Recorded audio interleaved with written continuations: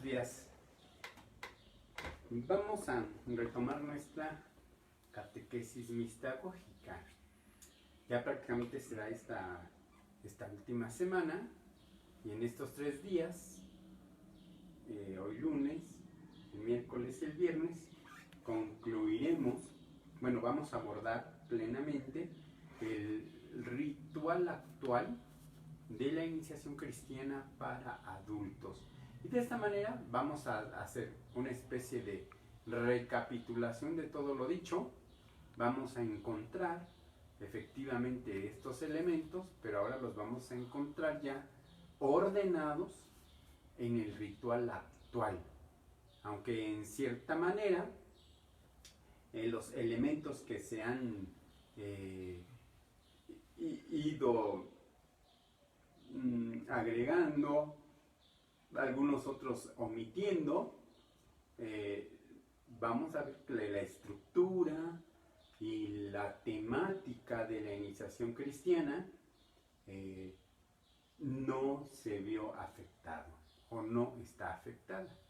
Y en el futuro así seguirá, aunque cambie el esquema o la estructura ritual, siempre se mantendrán estas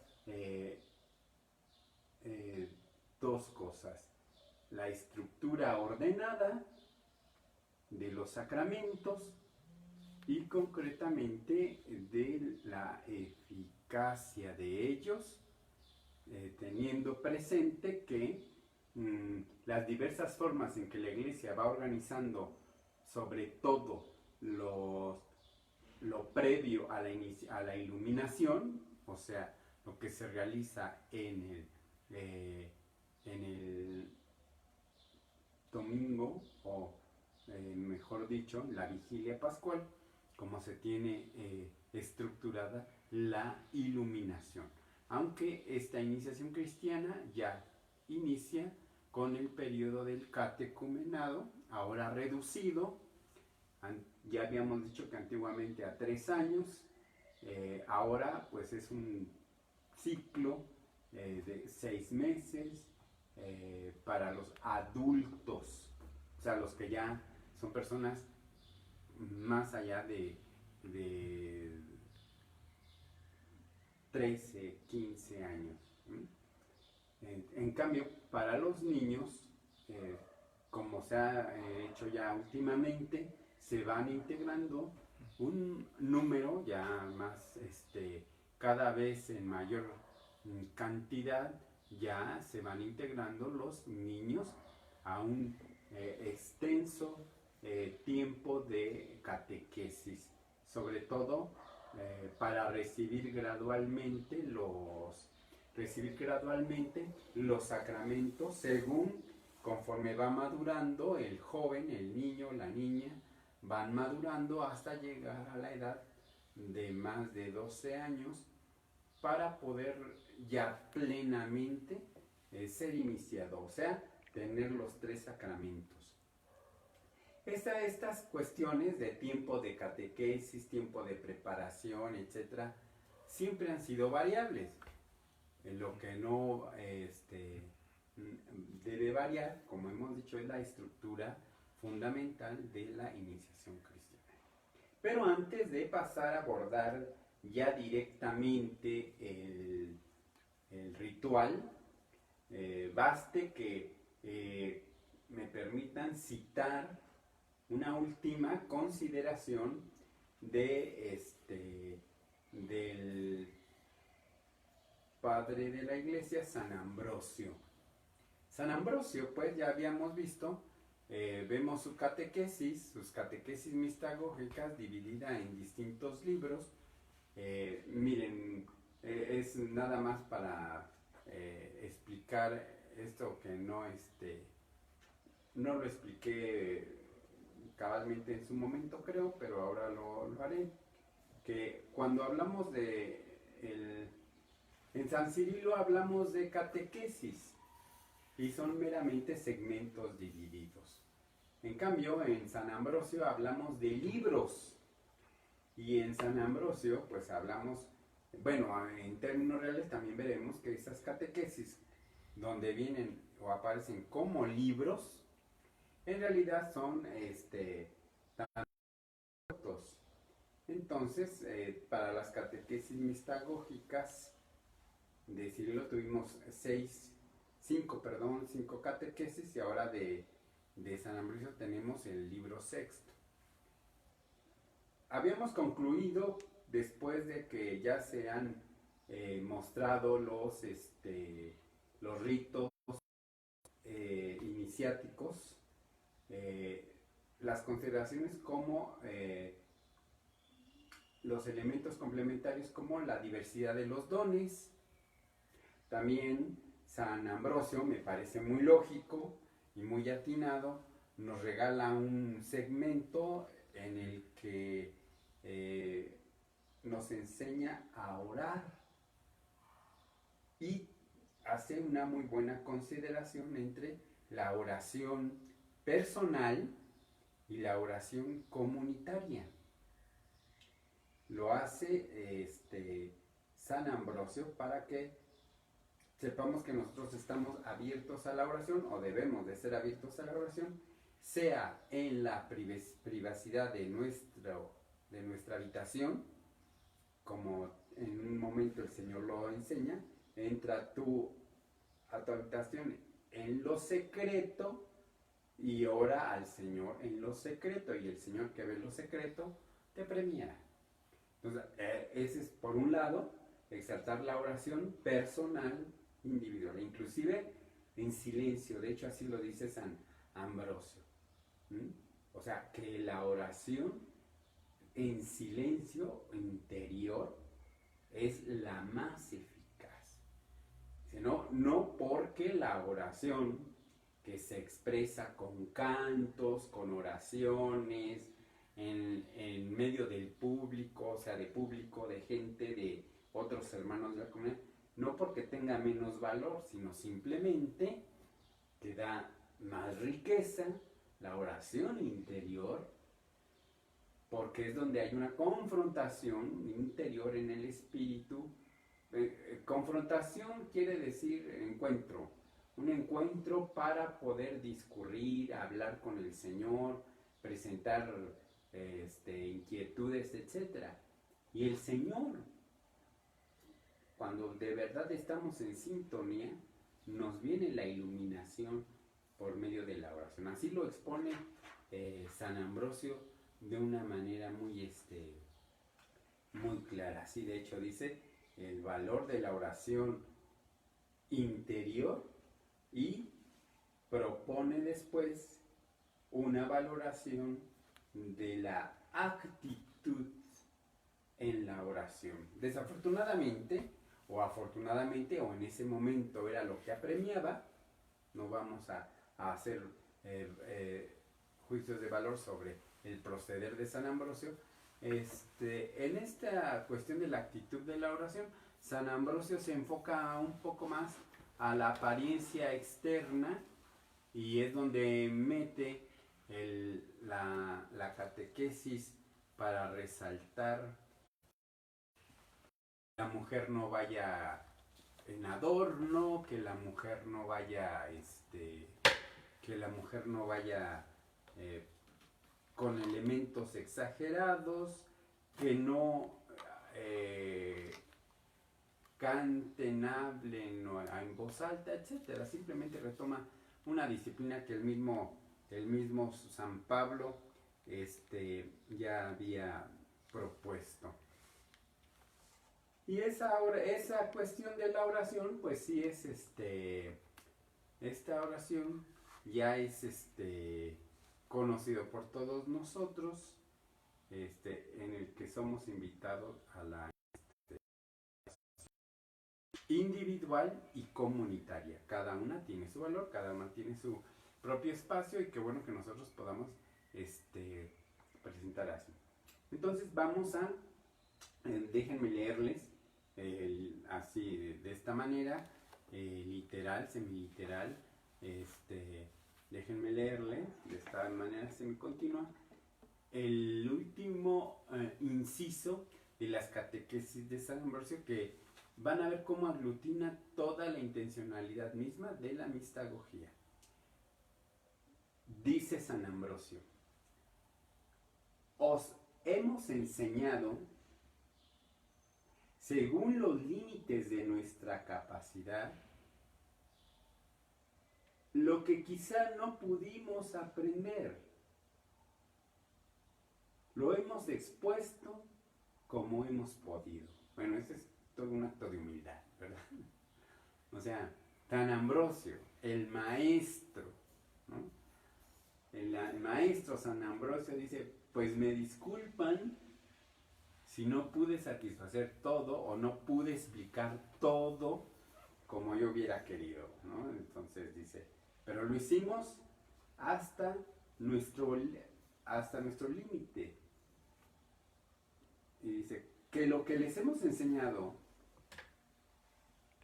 lo que nosotros les hemos enseñado, y su santidad, o sea, vuestra santidad, pues está reconociendo que los recién iniciados,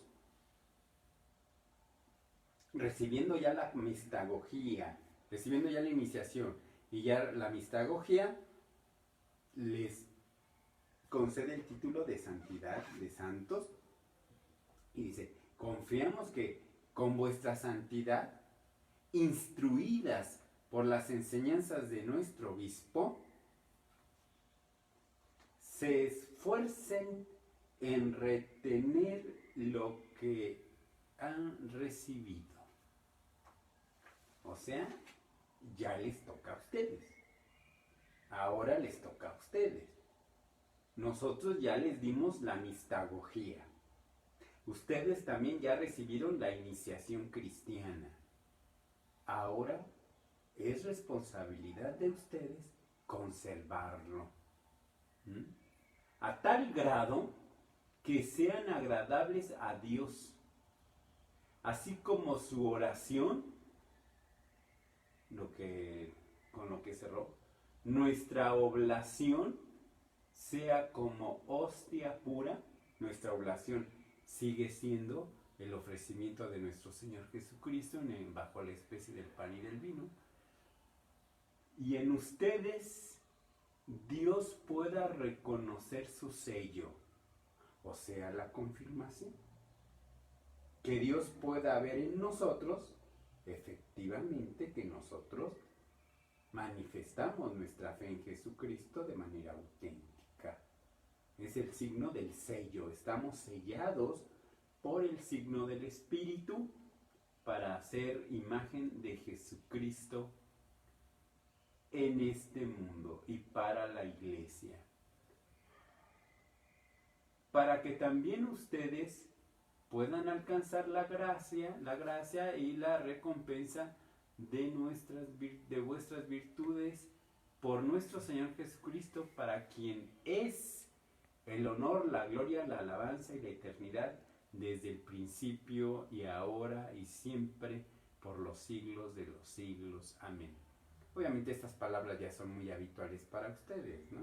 Son esta doxología de reconocimiento, primero cristológico, Cristo es el preeminente, y en segundo momento de manera trinitaria, o sea, del Espíritu y en honra al Padre.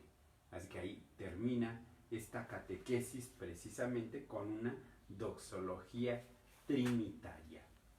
Bien, concluimos entonces así la mistagogía en San Ambrosio. Viendo cómo San Ambrosio, espero que sí, yo me haya podido dar a expresar y poder mostrarles claramente la diferencia entre un padre de la iglesia como Cirilo de Jerusalén en el lado, en el lado oriental del mundo, o del nacimiento de la cristiandad, prácticamente el Imperio Romano, ¿no? En aquel tiempo. Entonces, del lado oriental, con Cirilo de Jerusalén, con sede precisamente en Jerusalén, y del lado occidental, de una manera más cercana a la técnica, a la pedagogía propiamente griegas y romanas, y entonces tenemos esta metodología un poco más sistemática al estilo occidental, con la representación de San Ambrosio como padre de la iglesia en la mistagogía. Y ahora vamos a pasar directamente al ritual. El ritual. Primero voy a hacer una pequeña introducción respecto al ritual, y no solamente a este ritual, sino también a todos los rituales. Vamos a poder ver que hay para responder a una pregunta, como le hacía San Ambrosio, ¿no? Para responder esta pregunta, ¿cómo llegó este ritual a nuestras manos, a nuestro tiempo? No basta decir, pues lo fui a comprar a la librería. No nada más falta decir eso, sino falta más bien compartir cómo es que se da a 2000 años, 2000 y pico ya de la iglesia, cómo es que llegamos a esto. Entonces, básicamente,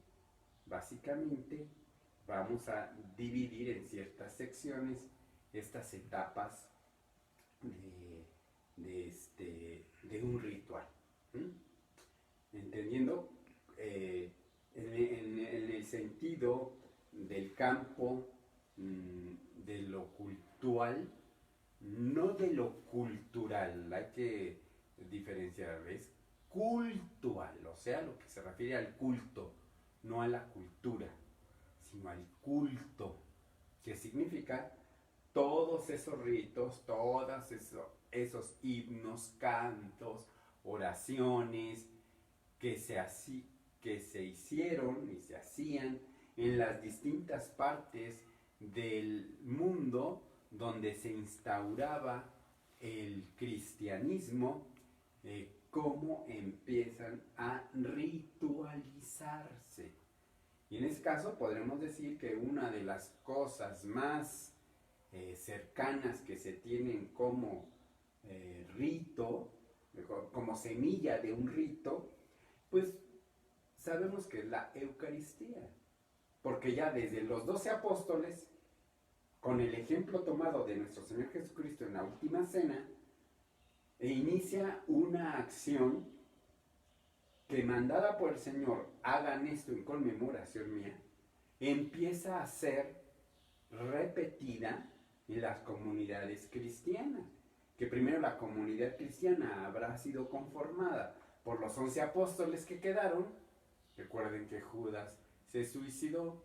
Los 11 apóstoles que quedaron, probablemente la familia cercana, evidentemente, la Virgen María, los primos, familia cercana de apóstoles.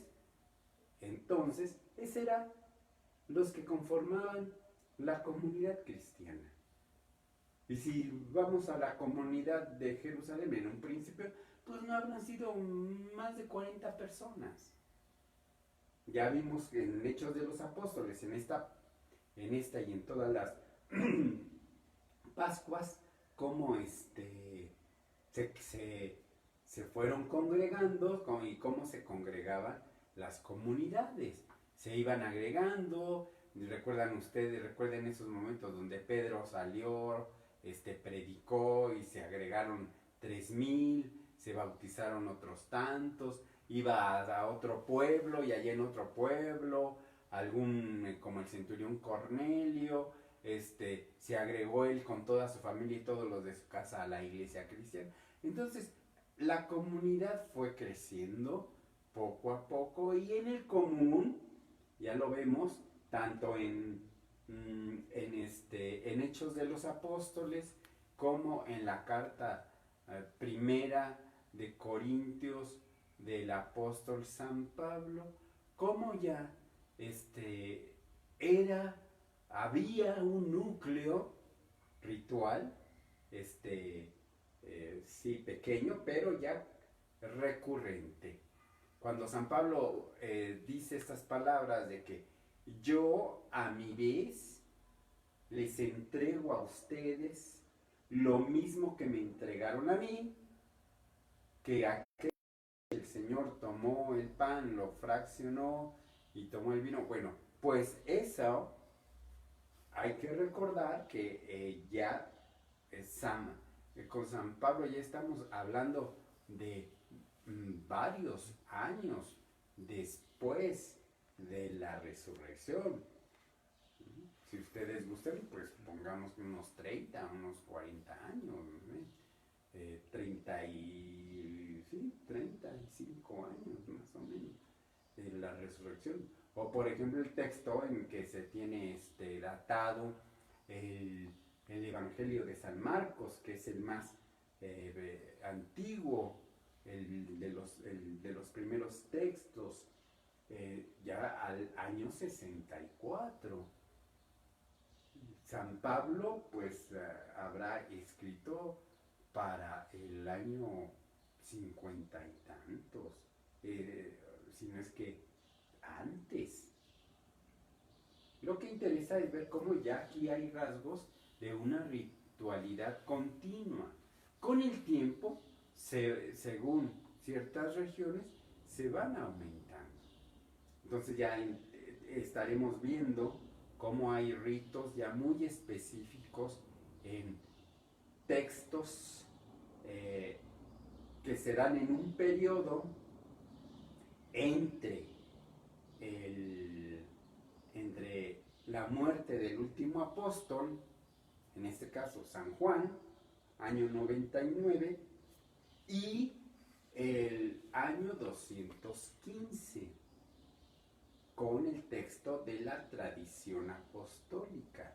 Un texto que se vuelve, en el año 215, se vuelve referente porque trae y contiene oraciones, bendiciones, cómo se realiza el bautismo, cómo se realiza la Eucaristía. Entonces, ya vamos viendo textos así.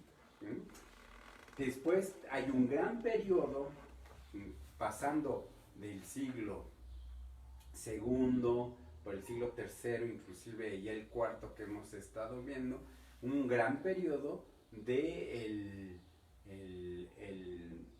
digamos de esta manera, de la explosión, del florecimiento de los padres, así se les denomina de manera en grupo, de los padres apologetas, o sea, aquellos que escribieron en defensa de la fe. Tenemos a San Justino, tenemos Hipólito, bueno, el texto adjudicado a Hipólito de Roma, la tradición apostólica, y hay otros textos que se leen pocos, porque el acceso a esas copias de esos textos muy antiguos no es tan sencillo. Entonces hay textos como las didascalias apostólicas, o sea, las enseñanzas de los apóstoles. Didascalia es enseñanza. Entonces, las enseñanzas de los apóstoles, o otro texto también, vamos, estamos en el periodo de los apologetas, los padres que escribieron para defender la fe. Fueron muchísimos. Después vamos a pasar ya a las grandes colecciones para conservar los formularios, las oraciones. Esto va a venir más o menos, lo vamos a estar viendo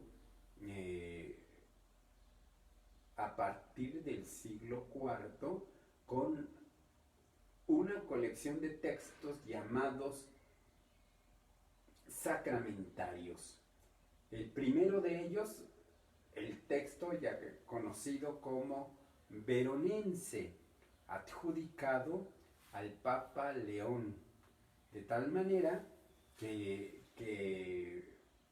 de ahí luego viene otro sacramentario que es el Sacramentario Gelasiano, atribuido al Papa Gelasio un tiempo después, y finalmente el Sacramentario Gelasiano, a Gregoriano, con algunas variantes muy notables, de tal manera que casi se tiene un, un sacramentario gregoriano adriano para distinguirlo de un sacramentario gregoriano denominado paduense, obviamente está en Padua,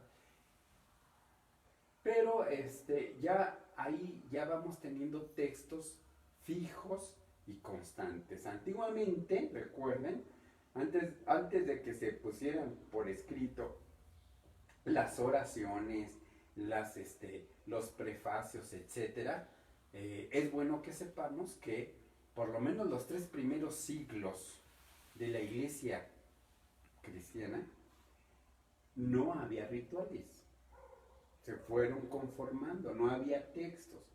La misma es el mismo texto que no es texto litúrgico, pero es un texto catequético, es la Didache, un texto muy antiguo, prácticamente rozó los tiempos de, de los evangelistas y evidentemente de San Pablo, nada más que a diferencia de las cartas de San Pablo, por lo menos las últimas, pues no entraron al canon, o sea, a la norma de los libros de la Sagrada Escritura. Pero este texto queda como testimonio de que en aquel tiempo que no había rituales o textos fijos, el que presidía, el presbítero, o en aquel tiempo había unos hermanos itinerantes, llamados así profetas, en el sentido de que iban de población en población, compartiendo la enseñanza, pero ante todo que eran itinerantes. Y cada vez que llegaban a la comunidad, San Pablo lo pone propiamente en una de sus cartas, dice, cuando lleguen los profetas, así se les decía, que hablen libremente. Entendiendo con esto que este grupo de llamados profetas eran precisamente maestros de la oración, en alabanzas, etcétera, pero no había nada escrito. Hasta que pasamos este periodo de los sacramentarios, empiezan los rituales. O sea, libros, vamos a decirlo de una manera sencilla, un ritual se va a considerar de la siguiente manera: un libro diseñado, o sea, creado, no lo escribí por inspiración, no lo escribí porque se me antojó, no, es un libro estructurado para el rito concreto. O sea, en pocas palabras, el rito nos va a decir cómo se hacían las cosas. De hecho, hay un conjunto de textos, lo quiero señalar porque posteriormente nos da un gran apoyo. Hay un libro de textos llamados órdenes. Órdenes. ¿Qué quieren decir orden? Y así ¿cómo se puede decir? De manera muy sencilla, muy inmediata, para no meternos en muchísimos embrollos que después yo, lejos de ayudarles, más bien los perdería tanto, ¿no? Y más si no me explico correctamente. Pero lo que interesa aquí es que vamos a ver que con estos textos, los órdenes, eran compendio de libros que describían cómo se hacía la acción. Y luego había otro libro, el libro de las oraciones, donde se contenían las oraciones y las acciones. Con el correr del tiempo, y sobre todo ya prácticamente, hermanos, ya entrando al siglo XV, aunque antes ya se crearon de manera distinta, de los sacramentarios pasamos a los rituales, y posteriormente pues ya encontramos libros rituales muy específicos, como los misales, que contenían los textos y las oraciones para la misa, pero también otros textos para los sacramentos. Y aparte de tener estos libros, se tenían estos órdenes que le iban guiando a los sacerdotes cómo realizar las acciones rituales. Y para brincar ya hasta el último momento, que nos explica cómo se crean estos libros, y todos estos, miren aquí, bueno, no se ve, ahí me faltan rituales, todos los de rojo son rituales, así han sido impresos aquí en México. O sea, no crean que los rituales son rojos en todo el mundo, no, aquí en México son rojos. El único azul es el del cuidado pastoral de los enfermos. O sea, cuando se administra el sacramento de la unción de los enfermos. Es el único que es de pasta azul. Todos los demás son rojos. O como este último del ritual breve, que es de otro tipo de rojo, es un poquito café, marrón más bien, pero todos los rituales ya están así constituidos, ¿no? La gran mayoría, insisto, de esta presentación en rojo. Y tienen ya una característica en referente a lo que he estado diciendo, y con esto concluyo, que estos rituales ya contienen los dos cuerpos. O sea, el cuerpo de los ritos, de las lecturas, de las oraciones, de los ritos, y el cuerpo de lo que se llama rúbricas. Rúbricas, que quiere decir las indicaciones en letra roja en los libros rituales. Todos los libros rituales tienen sus letritas rojas, o sea, sus rúbricas. Cumplen dos funciones, tanto es el primer cuerpo de oraciones y demás, como las rúbricas. El ritual nos va a dar los elementos de cada rito. En cambio, el cuerpo de las rúbricas nos va a decir cómo se hace, o sea, qué acción se realiza. Vamos a poner un ejemplo, ¿no? Viene en nuestro misal, algo que ustedes iban a apreciar muy bien. El rito es la oración colecta. Se va a hacer una oración colecta, aunque hoy ya sabemos que la oración colecta en cada misa, etcétera, es variable. Entonces, ahí está la oración colecta. Pero luego viene antes la rúbrica que dice: el sacerdote o el celebrante, el que preside, dice con las manos extendidas, ¿ve? Está describiendo la acción. Yo voy a decir la oración, pero voy a tener mis manos extendidas. Dios Padre Todopoderoso, que en tu Hijo Jesucristo nos diste. Entonces, dice cómo se describe la acción. Mejor dicho, describe la acción. Entonces, vamos a escuchar estas rúbricas. Bueno, mejor dicho, el que preside la lee, porque le va diciendo: aquí junta las manos, las extiende, se hinca, etc. Entonces, las rúbricas, ustedes siempre que vean un libro de estos, cuando ayudan o algo así. Las letras rojas, eso son para que el que preside vaya viendo qué es lo que tiene que hacer. Cuando ustedes nos han ayudado para preparar, por ejemplo, la Semana Santa, algunos hermanos de la comunidad, sobre todo los que están en el Ministerio de Liturgia, nos han ayudado a preparar y a celebrar la Semana Santa,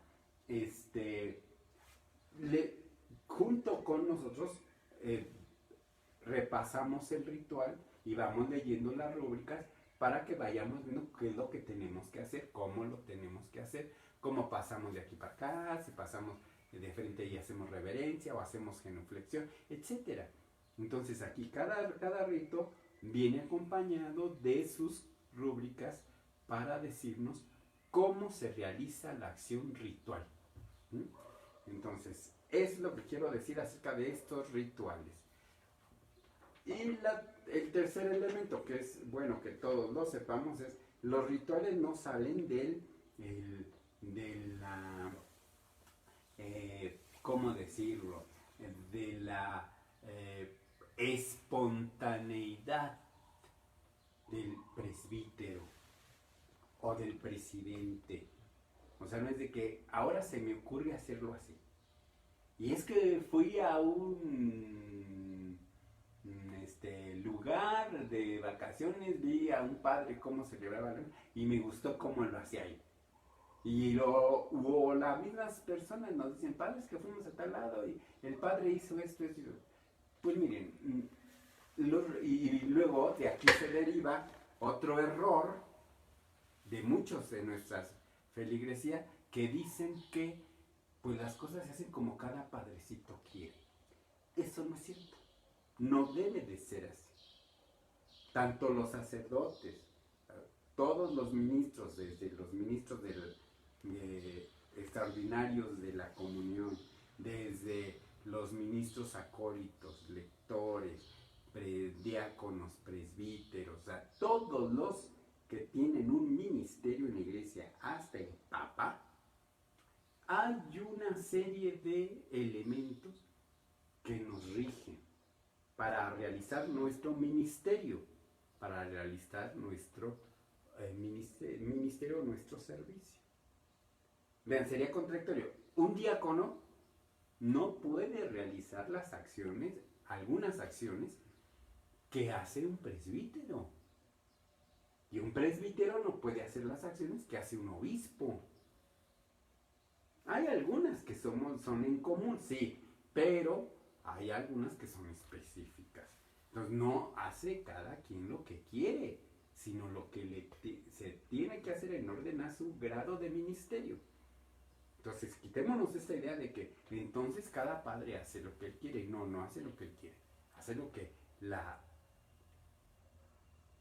la iglesia nos pide por medio de la congregación, del culto y la disciplina de los sacramentos, o sea, de la liturgia. Entonces, hacemos lo que nos pide el ritual. Entonces, miren, vamos a ver esto. Este ritual, bueno, estos rituales ya vienen de tiempo, ¿no? Este ritual, así como está aquí, ya se los había dicho, lo voy a aclarar. Este ritual, así como está aquí, tal como está en mis manos, es la cuarta edición del 2005. Pero es la cuarta edición porque la primera edición fue en 1999. Entonces, cada año se edita, no se reforma, no se transforma, no se agrega, no se quita, no. Nada más se edita por el número de tiraje, del número de volúmenes de tiraje que es. Pero no es que se modifiquen las cosas. Entonces, quiere decir que este ritual y este ordenamiento de la iniciación cristiana que vamos a referir en estos días que nos restan de esta semana, que es el próximo miércoles y el próximo viernes, esto quiere decir que la primera edición de noviembre de 1999 es vigente desde 1999 hasta hoy nuestros días. Y todos, en toda la Iglesia Católica, para celebrar la iniciación cristiana de adultos, debe de seguir este ritual. Debe de seguir este ritual. Y así con cada uno de los otros rituales. Por ejemplo, yo creo que las personas mayores, no sé qué tanto puedan tener en mente, pero recordarán, bueno, con el Papa Pablo VI se modificó el ritual de la unción de enfermos. Recordarán los cambios de traducción que se hizo en el 2000 al romano, tercera edición, donde se cambiaron las palabras en la consagración, ¿verdad? Que ya no era la sangre derramada por todos, ahora decimos por muchos, no por todos, por muchos. O sea, se van dando estas variantes para tener una mejor expresión del contenido ritual.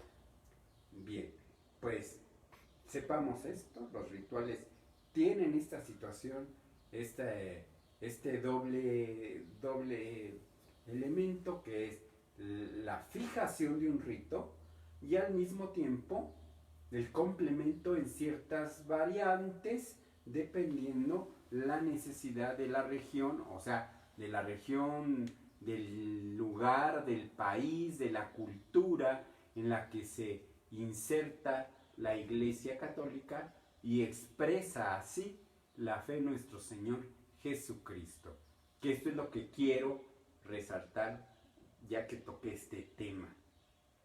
Miren, mis hermanos, cuando la Iglesia toma un elemento de la cultura que está evangelizando, alguien dirá una cultura autóctona, no es que la Iglesia quiera introducir tradiciones y costumbres de cada pueblo, no, sino que la Iglesia lo que hace con la cultura a la que dirige la evangelización es tomar elementos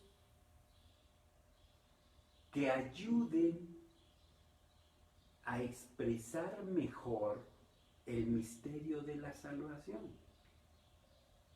O sea, no es introducir ritos porque son así, sino si ayudan a expresar la salvación. Si no ayudan a expresar la salvación, entonces esos ritos se omiten. Vamos a tener que considerar a profundidad esto. Siempre que hay una variación en el ritual,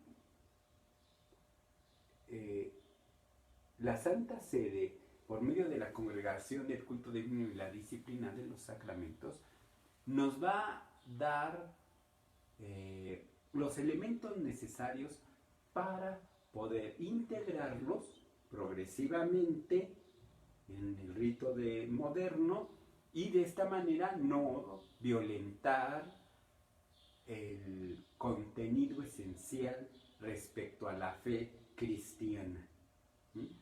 Entonces, no es nada más el folclor por el folclor, sino que tanto esos elementos propuestos realmente ayudan a la mejor comprensión de la fe.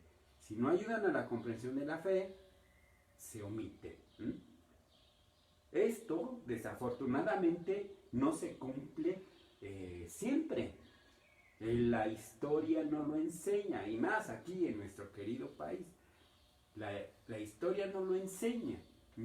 Que se han introducido en distintas partes de nuestra república algunas tradiciones autóctonas, pero que al final del día no terminaron por llevar una buena evangelización. Recuerden el ejemplo que se nos narran algunos autores, ahorita a la mente no me viene ninguno para poder señalarlo, pero todos sabemos esta noción, vayan ustedes a ver a qué grado es ficticio, a qué grado es verdadero, pero que decían como los hermanos aztecas que vienen y son evangelizados, para algunos de una manera muy impositiva, pero como los oriundos, pues sí, tomaron la imagen de la Virgen María, la imagen de algún santo, etcétera, pero que en el fondo ellos en realidad les llevaban ofrendas a los ídolos, o dentro de las efigies de los santos metían una efigie de un dios, ¿verdad? Azteca, tolteca, olmeca, no lo sé, maya. El asunto es que esos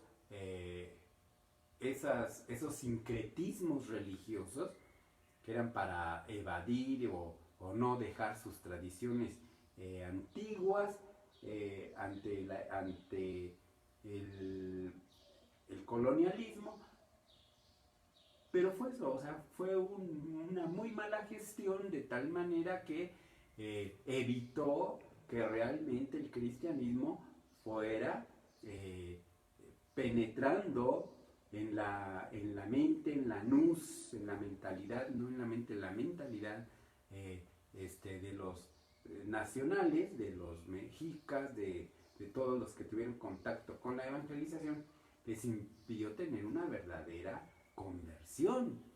Y entonces, ¿qué es lo que tenemos? Sincretismo, a tal grado, y no me van a dejar mentir porque lo vemos frecuentemente, todavía encontramos cristianos con prácticas pseudocatólicas, y que al final del día lo que nos reflejan no es una fe, sino una superstición. Personas que reciben la fe al mismo tiempo que una serie de supersticiones. ¿Por qué razón? Porque no se ha dado una evangelización sólida. Y miren que esto se va así propiciando y se va degenerando de generación en generación, de época a época, si no hay una verdadera evangelización. Tarea que por eso la iglesia nos invita a que seamos firmes para poder avanzar y dar un buen testimonio. Así que los rituales, vean ustedes, no solamente expresan nuestra fe, contienen la doctrina. Tercero, nos preserva de la superstición y nos cuida de la herejía, o en este caso, desviarnos de la fe. Entonces, por eso son importantes los rituales. No es nada más tener un librito para leerlo ahí en el altar, no. Tiene todo esto. Por eso su valor. Obviamente este libro ritual pues no tiene el mismo valor que tiene mi libro de mi novela, el libro que estoy leyendo para mis ratos de ocio, pues obvio que no. Sino que tiene su valor. Dicho esto, ahora sí, hermanos, entonces vamos a pasar a los elementos como nos viene dado en el ritual el día de hoy, hasta donde lleguemos, para ya después seguir avanzando donde nos quedamos y vamos avanzando.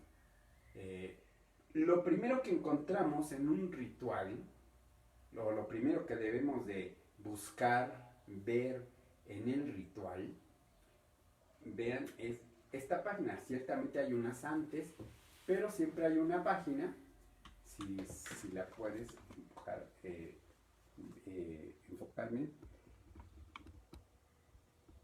¿Listo? Este texto es el decreto, fíjense bien, es el decreto de la Congregación del Culto Divino y la Disciplina de los Sacramentos, que autoriza este texto como un libro ritual vigente en la Iglesia Católica. ¿Ven todo lo que dije en estas palabritas? Detrás de esto hay un trabajo descomunal. Porque para tener un ritual vigente, no antiguo, o sea, ustedes no van a ver a un sacerdote salir a dar la Santa Misa con un ritual del siglo XVI o con un ritual del siglo XIV, ¿no? Sino que tiene que ser con un ritual vigente. En este caso, el misal romano, la última edición, la tercera edición típica, la vigencia es del 2000 para acá. Anteriormente, Pablo VI, en el año de 1970, cambió el ritual que se tenía, el ritual misal, el misal romano que se tenía. La estructura la teníamos desde antes. Habrán ustedes escuchado la expresión tridentina del Concilio de Trento, de tal manera que el ritual del Concilio de Trento, también del siglo XVI hasta el siglo XX, que cambia que hay modificaciones, no cambia. Sí cambió en el 70, pero en el 2000 solamente fueron unas modificaciones. Sigue siendo denominado así el ritual de Pablo VI. Entonces, para que un libro ritual, o ritual como llamamos nosotros, sea legítimo, se requiere un texto de este tipo donde la congregación desde Roma da el placet, o mejor dicho, nos da la valoración de que este ritual es conforme a la fe cristiana, conforme a la doctrina católica, si me lo quieren tomar también así como una expresión un poquito más estructurada o de mandato. Y ya teniendo este libro ritual, este placet,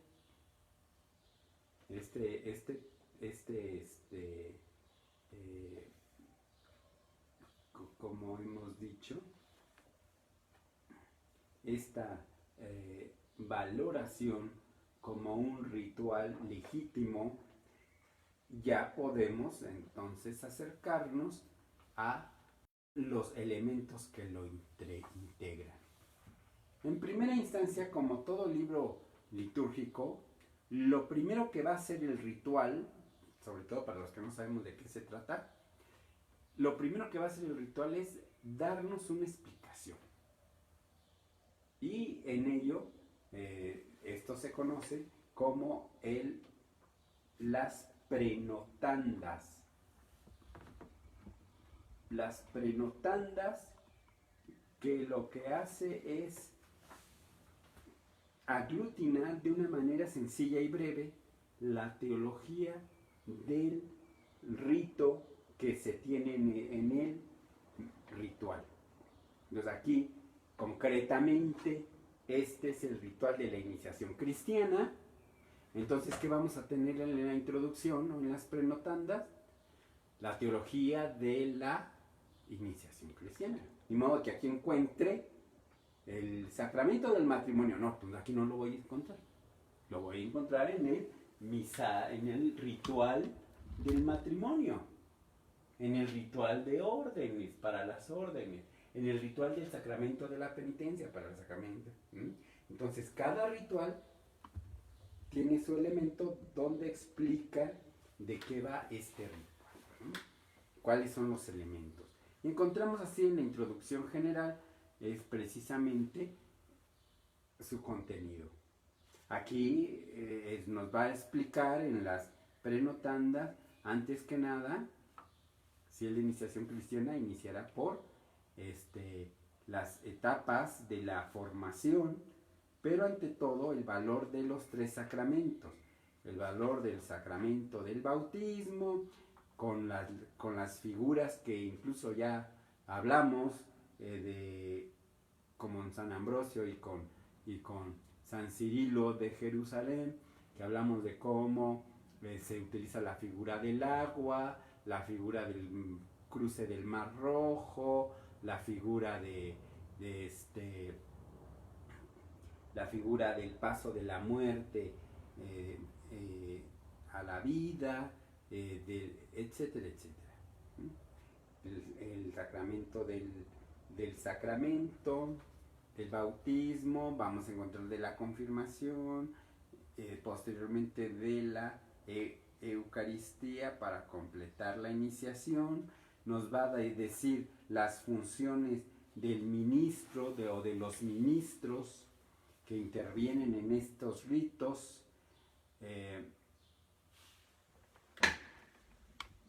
Nos dice lo previo a la iniciación, o sea, que debe de haber una formación previa. El ritual nos lo pone con la consideración de un periodo de formación previa a la iniciación, y a esto se le llama catecumenado. El catecumenado es una instrucción y maduración para aquellos que quieren recibir los sacramentos. Vean cómo el catecumenado no se reduce a meramente dar temas catequéticos, sino que el catecumenado lo que debe de ayudar es que a esa persona adulta, porque es el ritual de adulta, quiere recibir los sacramentos, no los ha recibido y los quiere recibir, o vivió en otra religión o en otra secta y quiere en alguna secta, no otra secta, la iglesia no es una secta, sino de alguna secta quiere bautizarse católico, o de alguna de las iglesias protestantes quiere hacerse católico, bueno, pues va a llevar un periodo de catecumenado para mirar la madurez en la afirmación de querer ser católico. Entonces, aquí dice, tendremos entonces el camino catecumenal, que tiene como finalidad, antes que nada, mostrar el grado de conversión inicial del candidato que quiere ser cristiano. O sea, no es nada más llegar, quiero ser católico, pásale. No, pues no. O sea, si vas a venir a pedir lo más sagrado de la iglesia, que son los sacramentos, pues no te los voy a dar nada más porque vengas hoy y mañana te lo doy, ¿no? Vamos a ver tu madurez de conversión para ver si amerita el que te aceptemos en la iglesia. De otra manera, pues puede entrar cualquiera. Ser o no ser cristiano, creer o no creer, sino simplemente para tener una denominación. Es lo mismo que pasa, por ejemplo, con tantos hermanos nuestros. Y es muy triste decir esto, pero al final de cuentas es verdad. Que recibieron la instrucción como son bautizados. Bendito Dios, qué bueno, por lo menos tienen el sacramento del bautismo. Pero como fueron bautizados de infantes, al ir creciendo se descuidó la formación cristiana, terminan siendo adultos que no saben nada de la religión, no la viven. No van a misa, no se confiesan, no comen, nunca han sentido la necesidad, nunca lo han hecho. Nadie les obligó, como nadie los tiene que obligar, pero sí no les cuidaron en la formación. Terminan siendo adultos sin saber nada de la religión y vienen a pedir el sacramento del matrimonio. ¿Como para qué? Si no hay una vida cristiana, ¿por qué darles el sacramento? Diría alguien. ¿Expondría alguien así? No tiene caso. Porque esos matrimonios jóvenes, en lugar que después del matrimonio se integran a la vida comunitaria, no sé, se integran a algún ministerio, se conforman las familias cristianas, se ayudan mutuamente en las situaciones de la sociedad y de la vida, de la vida en general, etcétera. No, esos esposos, después de haber celebrado su matrimonio en el sacramento, resulta que a los pocos días ya no van a misa. O a veces parece ser que la que persevera más es la mujer, el marido ya no va, la mujer va por sí sola, etcétera. Vamos, no están integrados. Entonces, ¿cómo les damos o cómo ellos tienen el derecho, por ser bautizados, tienen el derecho de pedir los sacramentos? Es su derecho. Pero también es nuestro deber como ministros orientarlos para que no defrauden sus votos matrimoniales. No defrauden sus votos matrimoniales. Empezando por una mejor firmeza en la vida cristiana. Si no hay eso, pues no nos extrañemos porque hay tantos matrimonios que terminan separándose. Pues nosotros pensamos que el vínculo del matrimonio se sostiene como cualquier otro sacramento gracias a la gracia de Dios. Para un matrimonio que se vacía, que olvida, que deja de lado su vida sacramental, su vida de fe en el matrimonio, ¿cuál es el pronóstico? Muy triste. No nos extrañe. Y ahí se separan las parejas. No pueden separarse, o bueno, se separan de cuerpo, pero siguen unidos en el vínculo matrimonial. Pero eso les vale. No les interesa si se ha roto o no, o si, porque no se puede romper, pero ya no se sigue un procedimiento para anulación si es que así lo requieren. No, prefieren seguir teniendo una pareja, aunque saben que no pueden casarse por el sacramento, prefieren seguir viviendo en esa situación irregular y sin la gracia de Dios. Mis hermanos, cualquier realidad humana es difícil. Natural, no, o sea, no es de extrañarnos, o sea, no es algo que digan, ay, no, ¿cómo es posible que tantas parejas se separen en tan poco tiempo de haberse casado? No hay nada de sorpresivo en eso, es normal. ¿Por qué? Porque es una situación que se inició de una manera errónea o de una manera inmadura. Entonces la realidad, y máxime la realidad matrimonial, demanda mucho empeño, mucha entrega, mucho amor, mucho respeto entre el esposo y la esposa. Si no tienen eso, el matrimonio se vuelve una auténtica carga. Como cualquier cosa que no se hace de acuerdo a lo que el Señor nos enseña. Así nos puede pasar a los ministros inmaduros que no saben vivir la fe y que entonces su vida ministerial se vuelve una verdadera pesadilla. Entonces, es normal, o sea, no hay nada de sorpresivo. La misma Sagrada Escritura ya nos lo enseña. Lo que hacemos al margen de Dios generalmente no llega a buen término.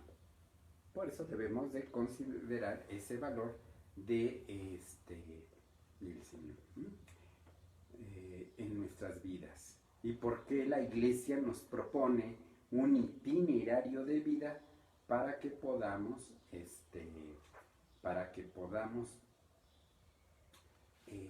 tener un mayor y mejor fruto. Como dice el Evangelio, los he elegido para que vayan y den fruto, y su fruto permanezca.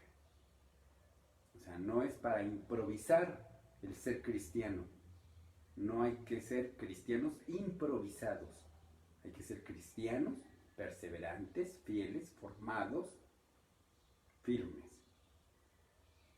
Esto es lo que busca la iniciación cristiana en primer término. Miren ustedes, ya nos dice cómo viene la estructura. Primer tiempo, el tiempo de catecumenado, que ya aquí sabemos que aquí más adelante nos dirán, después lo vemos de una manera más explícita, el tiempo del catecumenado, que puede ir de 1 a 3 años. O según los programas que haya admitido el obispo en su diócesis para la iniciación cristiana. Aquí en nuestra diócesis ya llevamos varios años con la catequesis para la iniciación de los adultos. Por lo menos ya van 4 años, por lo menos. Y nos va enunciando las etapas. El pre y el catecumenado como elementos esenciales. Después, ya acercado el tiempo que se haya determinado, acercado el tiempo para la iluminación, o sea, llevar a cabo los sacramentos, hay 2 etapas. Uno que se llama tiempo de purificación. Generalmente, este tiempo de purificación para los catecúmenos se empata con lo que para nosotros es la cuaresma. Entonces, esa cuaresma, nosotros ya como bautizados vivimos la cuaresma con los actos de penitencia, con los actos de oración, de limosna, etc. Los que no son cristianos, pero que quieren serlo, a ellos en esa cuaresma, en lugar de mandarles las prácticas cuaresmales, se les da su catequesis y su purificación, o sea, empezar a algo muy provechoso, según lo que veníamos diciendo, tratar de quitar de nuestra vida todas las supersticiones, manifestar de una manera clara el deseo de la conversión y pasar así la cuaresma, ya como un tiempo un poquito más fuerte para vivir la fe. Finalmente se llega a la 4ª etapa, que es la iluminación. Entonces tenemos catecumenado, tenemos tiempo de evangelización, tiempo de purificación, tiempo de iluminación, y ya pasada la iluminación, que es el momento de los sacramentos, viene la etapa de lo que hemos hablado, la mistagogía. Entonces, fíjense esas 3 etapas, y si las viviésemos muy plenamente.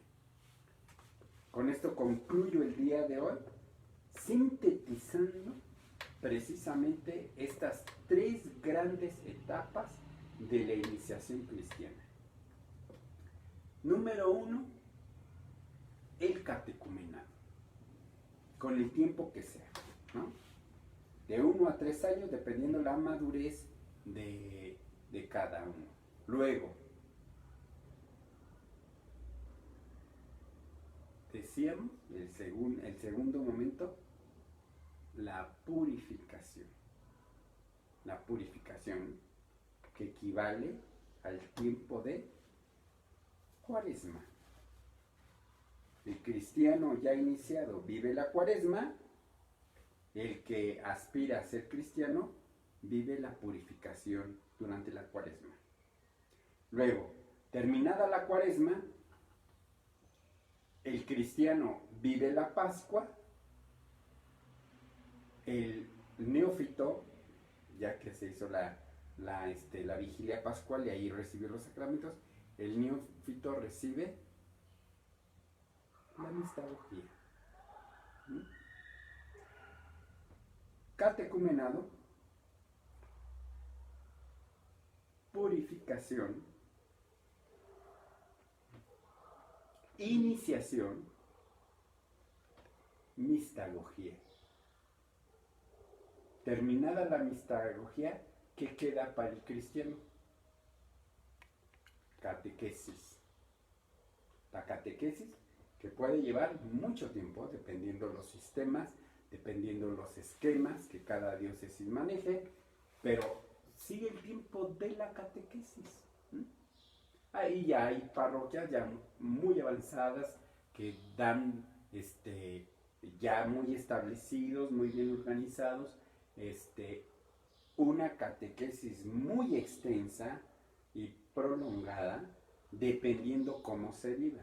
Porque después de la mistagogía, un cristiano debe de integrarse a un grupo evangelizador, dependiendo de su edad, a un grupo evangelizador en donde se va instruyendo sobre la fe de la iglesia.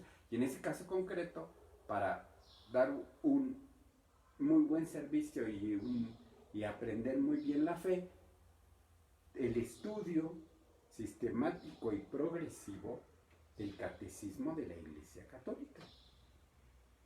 Y así hay muchas comunidades que ya llevan muy avanzados los estudios, las consideraciones, el compartir la sabiduría del catecismo de la Iglesia Católica. Y así sucesivamente. Posteriormente ya un cristiano de edad ya adulta, formada y demás, hasta puede hacer, nada se lo impide, poder hacer algunos estudios, alguna formación especializada. De tal manera que a partir de esa formación pueda integrarse a un ministerio en la iglesia. Imagínense, ¿a poco creen ustedes? Nada más les pongo consolación. Ya sé que la gran mayoría de ustedes lo sabe porque son 3 comunidades, por lo menos de esta unidad pastoral, que sabemos el grado de formación que tienen como comunidades. Pero verán que los ministerios no se improvisan. O sea, un sacerdote no puede llegar ahí al atrio del templo, ahí en su parroquia, y decirle a una señora: oiga, usted me gusta como para catequista. ¿Qué hace en su casa? Véngase acá a enseñar el catecismo a los niños. Oye, no puedes hacer eso. Una vez más les invito, hermanos, como cristianos, no improvisemos. O sea, y no se le pide a cualquiera realizar un ministerio. Aquellos a quienes el párroco les pide, el párroco debe de tener la conciencia suficiente para poder invitar, motivar y si no, él mismo hacerlo, instruir a sus ministros para que hagan el servicio, los ministerios, los servicios a la comunidad bien. Ahora, es deber de todos, de todo cristiano, es deber de todo cristiano realizar un ministerio. Es muy triste ver cómo menos del 10% de los feligreses de una parroquia está verdaderamente comprometida a un ministerio. Menos del 10%. Cuando se supone que todos en la iglesia deberíamos dar un servicio. O sea, tener un ministerio. Pues muy bien. Con estos elementos ya como punto de partida, directamente sobre nuestro querido ritual, terminaremos estas consideraciones de la iniciación cristiana miércoles y jueves, miércoles y viernes, y concluimos nuestra mistagogía, que sí fue una mistagogía porque solamente nos hemos introducido al misterio, nos falta comprenderlo y vivirlo. Eso ya lo vamos a dejar para la vivencia en comunidad, con nuestras comunidades de evangelización, con nuestras comunidades en casa, y también, claro, lo vamos a realizar para los distintos ministerios en los que podemos afiliarnos, unirnos, y entonces así engrosar la labor de ustedes como laicos dentro de la iglesia. Que dejemos de ser una iglesia pasiva, donde estábamos acostumbrados a que se nos diera todo, y que ahora pasemos a una verdadera iglesia proactiva, en donde todos juntos cooperamos, a cada uno según sus dones y cualidades que el Espíritu Santo le ha dado, para el ministerio y servicio de los demás. Tengan buen día, que el Señor les bendiga.